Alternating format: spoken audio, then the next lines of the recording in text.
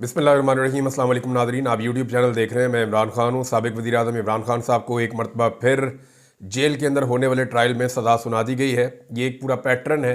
पहले इमरान खान साहब को इद्दत वाले केस में भी एक सज़ा सुनाई गई, एक साइफ़र वाले केस में सज़ा सुनाई गई, तोशा खाना वाले केस में सज़ा सुनाई गई। तो जो भी केस चला है, अदालत जब भी पहुँची है अडयाला जेल में, तो उन्होंने इमरान खान के ख़िलाफ़ ही केस का फ़ैसला किया है। और अभी दोबारा से इमरान खान साहब के ख़िलाफ़ फ़ैसला आ गया। फ़ैसला क्या है पहले वो आपको बताता हूँ, फिर कुछ बड़ी अहम चीज़ें हैं वो आपके साथ मैं शेयर करता हूँ। नंबर एक ये है कि इमरान खान साहब को 14 साल की सज़ा सुनाई गई है, जो अलकादर यूनिवर्सिटी वाला केस है, और बुशरा बीबी को 7 साल की सज़ा सुनाई गई है। इससे पहले जो है वो ये दावा किया गया था कुछ सहाफ़ियों की जानिब से कि ऐसी सज़ा आएगी, तो एग्जैक्टली वही सज़ा आई और उतने ही सफ़े सज़ा के, तो यानी वकला को नहीं पता था, जो अदालती अमला है उसको नहीं पता था, लेकिन चंद सहाफ़ियों को ये पता था कि सज़ा आने क्या वाली है और किस नौइयत की सज़ा है। अब डॉन न्यूज़ के मुताबिक एहतसाब अदालत के जज नासिर जावेद राना ने इमरान खान पर 10 लाख और बुशरा बीबी पर 5 लाख रुपए जुर्माना भी आयद कर दिया, और दोनों मुल्ज़िमान को जुर्माना ना देने की सूरत में मज़ीद 6 माह कैद की सज़ा होगी। एहतसाब अदालत ने अलकादर यूनिवर्सिटी को भी सरकारी तहवील में लेने का हुक्म जारी कर दिया।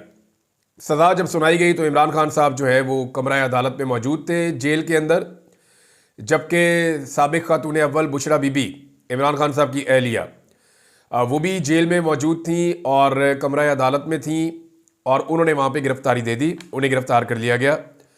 यानी वो खुद आई फ़ैसला सुनने के लिए। बुशरा बीबी ने भी वैसे कमाल किया है, कमाल जुर्रत का मुज़ाहरा किया हमेशा। अब इस फैसले के हवाले से चंद चीज़ें मैं आपके सामने रख देता हूँ। पाकिस्तान तहरीक इंसाफ इसको ज़्यादती करार दे रही है और वो ये कह रहे हैं कि नाइंसाफ़ी हुई है। इमरान खान साहब ने यह फैसला मांग कर लिया है। यानी एक अजीब आदमी है पाकिस्तान की पॉलिटिक्स में, जिसके खिलाफ निज़ाम फैसला देने से डरता है। जज ने चौथी मरतबा वक्त देकर फैसला दिया, और यह 4 मरतबा वक्त सिर्फ इसलिए दिया गया कि इमरान खान साहब को बार बार एस्टेब्लिशमेंट से पैगाम दिया जा रहा था कि खान साहब अल्लाह दा वास्ता डील कर लो, लेकिन इमरान खान साहब ने डील करने से इनकार कर दिया और ये कहा कि तुम फैसला दो, मैं डील नहीं करता। यानी निज़ाम इमरान खान के आगे ऐसे फंस गया है, ऐसे घुटने टेक दिए हैं कि वो इमरान खान साहब से मिन्नतें और तरले कर रहा है कि आप डील कर लें, लेकिन ये मुख्तलिफ आदमी है, नवाज शरीफ थोड़ी है, जरदारी थोड़ी है। इमरान खान कहता है मैं डील नहीं करता, और बड़ा क्लियरली इमरान खान ने कहा कि सज़ा दो मुझे, मैं मुंह काला करूंगा जाके अगली अदालत में तुम्हारा। तो अब ये जो मामला है इस पे इमरान खान साहब को फिलहाल सज़ा दी गई है, और हैरत की बात यह है कि मीडिया ने वो तफसीलात पहले बता दी थी।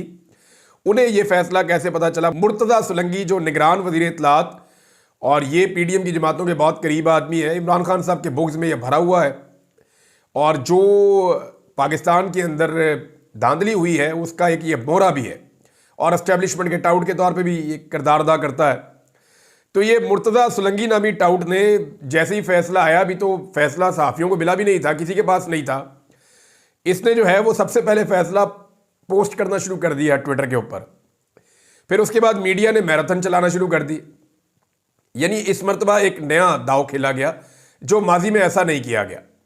इस मरतबा ये प्लान किया गया मुस्लिम लीग नून और एस्टेब्लिशमेंट की जानिब से कि कुछ टाउटों को और इमरान खान के मुखालिफ उन सहाफ़ियों को जो शरीफ ख़ानदान की ग़ुलामी करते हैं, उन्हें भेजा जाएगा जेल के अंदर ये तमाशा देखने के लिए कि वो देखें और देखकर बाहर आकर रिपोर्ट करें, और एक ऐसा फ़ज़ा बनाएं कि जैसे पाकिस्तान तहरीक इंसाफ डर गई, इमरान खान साहब घबरा गए।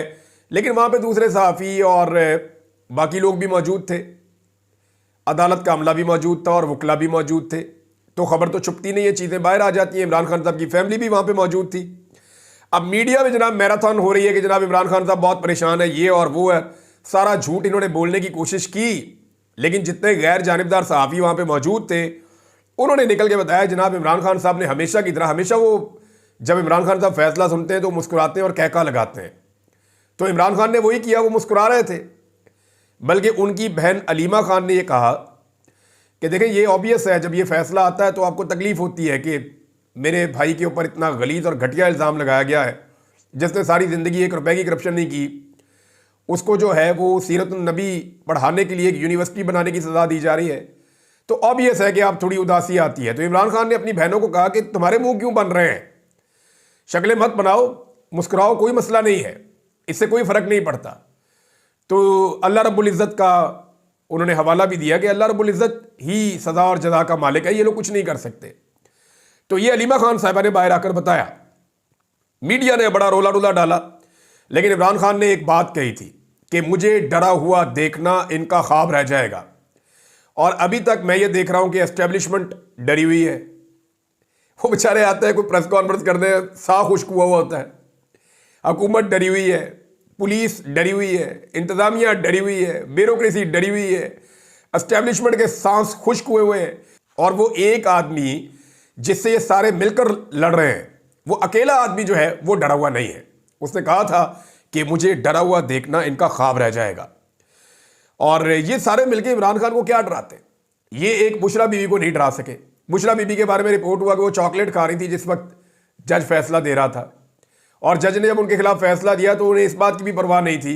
उन्होंने अपनी आराम से चॉकलेट मुकम्मल की और वो भी जो है वो मज़े से उन्होंने फैसला सुना। वो भी किसी किस्म के दबाव में नज़र नहीं आई।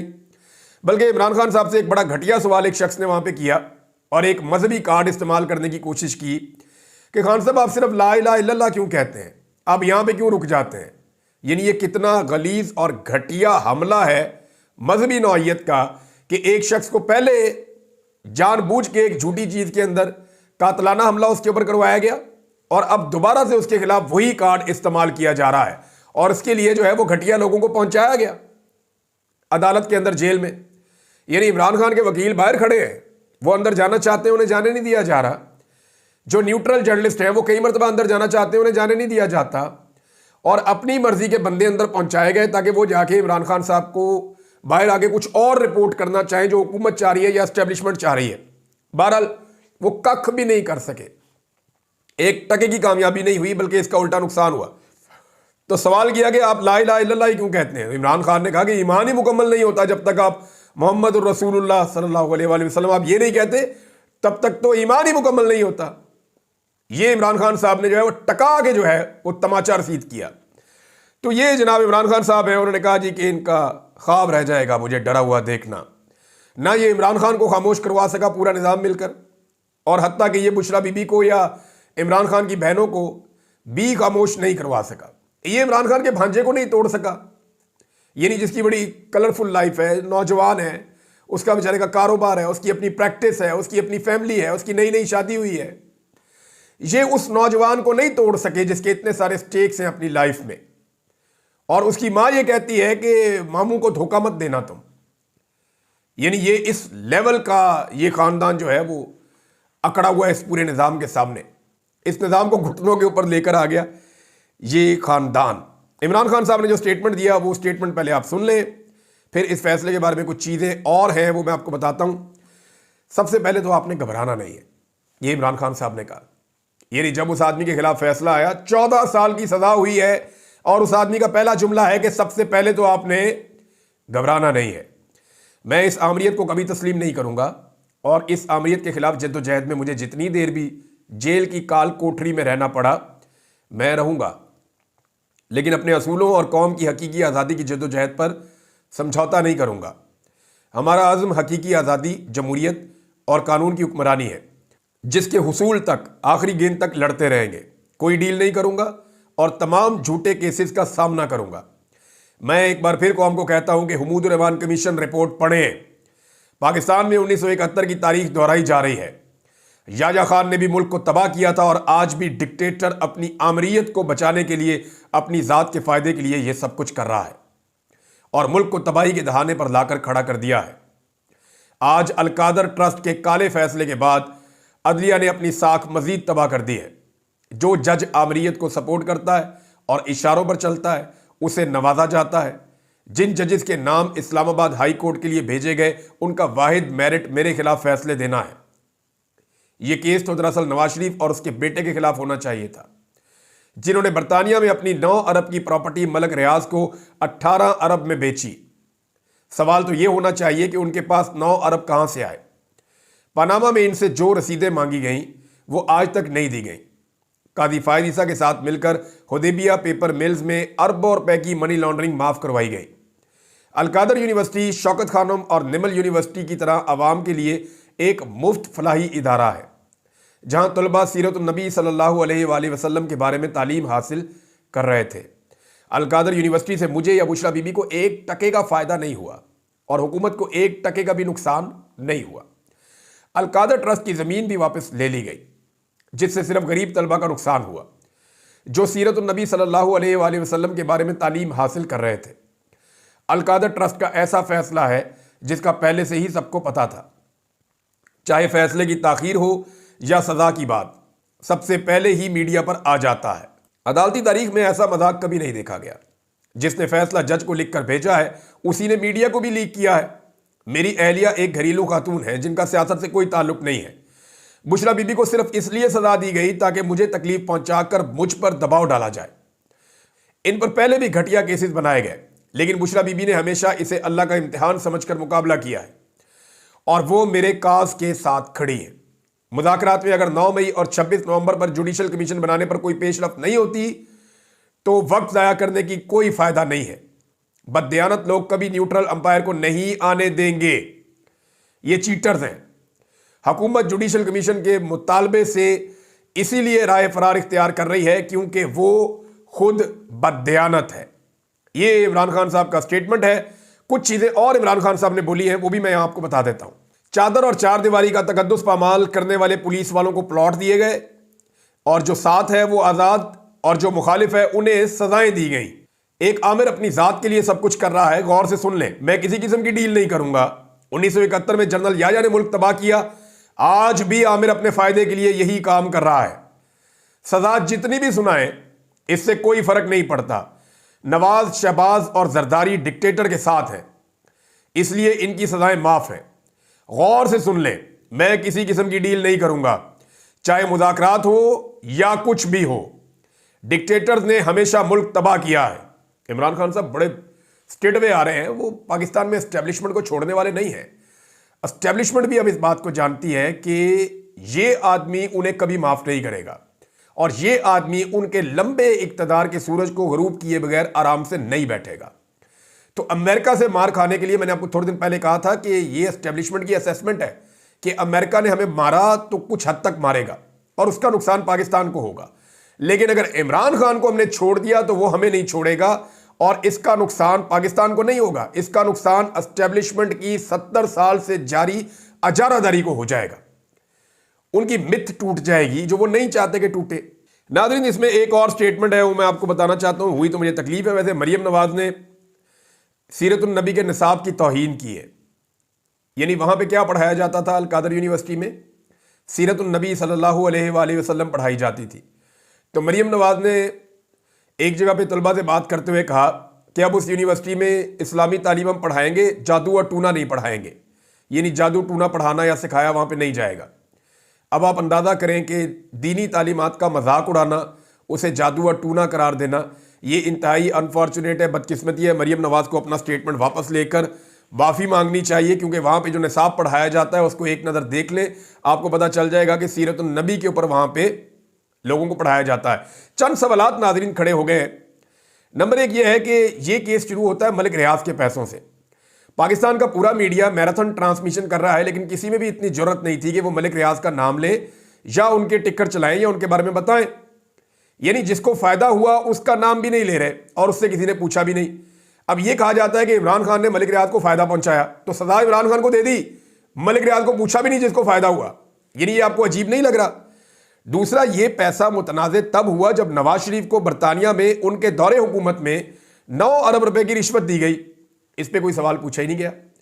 यानी अगर ये पैसा मुतनाज़े है तो बरतानिया में ये पैसा मुतनाज़े उस वक्त हुआ जब नवाज शरीफ के बेटे हसन नवाज को 9 अरब रुपए इजाफी पे किए गए मलिक रियाज के बेटे की कंपनी की जानिब से। तो ये 9 अरब इजाफी क्यों दिए गए, इसका सवाल जज ने पूछा ही नहीं और ना कोई जानना चाहता है। तो मामला यह है कि मलिक रियाज को फायदा पहुंचा, उनके खिलाफ कोई कार्रवाई नहीं। नवाज शरीफ को फायदा पहुंचा, नवाज शरीफ के खिलाफ कोई कार्रवाई नहीं।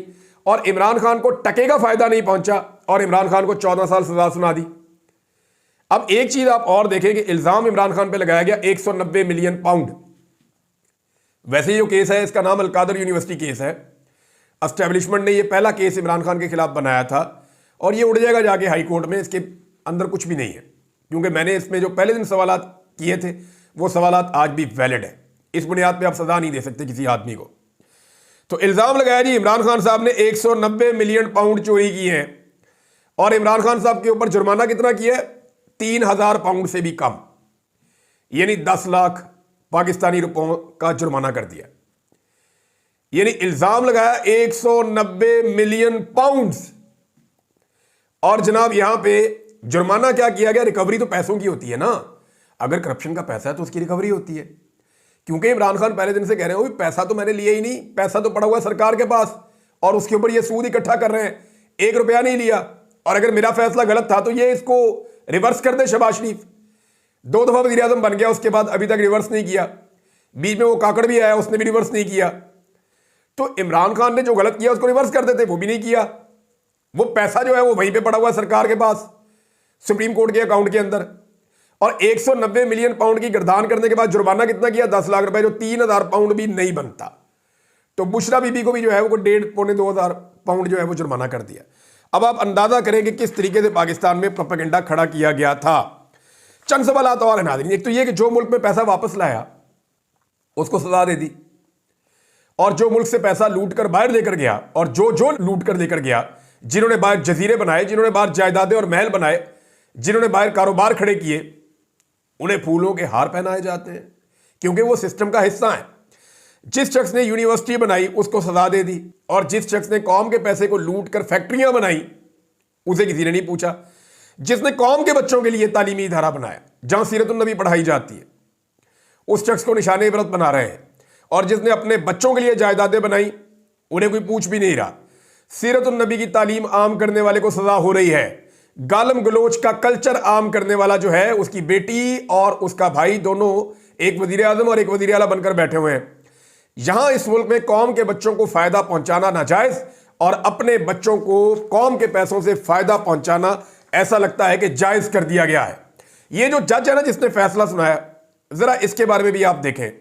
2004 में सुप्रीम कोर्ट ऑफ पाकिस्तान के चीफ जस्टिस ने एक सो मोटो नोटिस लिया था और उसके बाद उन्होंने एक केस सुना था जिसमें यही जज था नासिर जावेद राणा, और ये डिक्लेयर कर दिया था सुप्रीम कोर्ट ऑफ पाकिस्तान ने कि ये अनफिट है जुडिशियल सर्विसेज के लिए, और इस जज को अब जुडिशियल सर्विसेज इसकी नहीं ली जा सकती। लेकिन इसी जज को दोबारा हायर किया गया क्योंकि सिस्टम ऐसे जजों को पसंद करता है जो अनफिट हो, जो खुद फैसला ना लिखे, लिखा लिखाया फैसला पढ़ दे। तो सुप्रीम कोर्ट ऑफ पाकिस्तान के फैसले में जिस जज को अनफिट करार दिया गया और कहा गया कि ये फारग आदमी है, इससे ना करवाएं आप ये काम, ये इसके काबिल और लायक नहीं है, उसी जज से इमरान खान के खिलाफ फैसला लिया गया पाकिस्तान की एस्टेब्लिशमेंट और मौजूदा हुकूमत की जानिब से। सुप्रीम कोर्ट ऑफ पाकिस्तान के अकाउंट में अगर बरतानिया से पैसा लाकर डाला जाए तो वो गलत है, लेकिन चपड़ासी के अकाउंट के अंदर अरबों रुपए डाल दिए जाएं तो वो ठीक है, वहां पे आप वजीर आजम बना देते हैं। नाजरीन, ये मामला करप्शन का नहीं है, ये मामला बेईमानी का नहीं है, ये मामला सिर्फ और सिर्फ एस्टेब्लिशमेंट के साथ हाथ मिलाने का, बूट पॉलिश करने का और डील करने का है। एस्टेब्लिशमेंट के कारोबारों को और उनके लंबे इक्तदार को टूल देने का मामला है कि आप उनके सामने सर नीचे करके रहें, वो आपके ऊपर हुकूमत करें और आप सिर्फ बराए नाम हुकूमत में रहकर उनकी खिदमत करते रहें। यह मामला सिर्फ इस बात का है और इमरान खान जूते पॉलिश करने पे बिल्कुल तैयार नहीं है। लाहौर हाई कोर्ट में नाजरीन वकला ने एहतजाज शुरू कर दिया है और ये जो फैसला आ गया है इसका रद्दअमल आएगा। सोशल मीडिया पे तो इसका बहुत ज़बरदस्त रद्दअमल आ रहा है, ओवरसीज पाकिस्तानी भी इसका रद्दअमल देंगे। अभी जो बैरूनी दबाव एक लेवल तक था वो दबाव भी बढ़ेगा। जो बाइडन के जाने के बाद तहरीक इंसाफ जो है वो एक मरतबा फिर नई तहरीक तैयार करना शुरू होगी और इस फैसले ने पाकिस्तान तहरीक इंसाफ की जो एहतजाजी सियासत है उसमें एक नई रूप फूंकी है। और ये जुल्म, ये जबर और ये फस्तायत ये हमेशा तो रहनी नहीं है, एक दिन ख़त्म हो जाएगी। लेकिन ये निज़ाम जितना नंगा हो सकता था ये उतना नंगा होकर दिखा रहा है। तो नाज़रीन, अब तक के लिए इतना ही। अपना ख्याल रखिएगा, अपने इस चैनल का भी।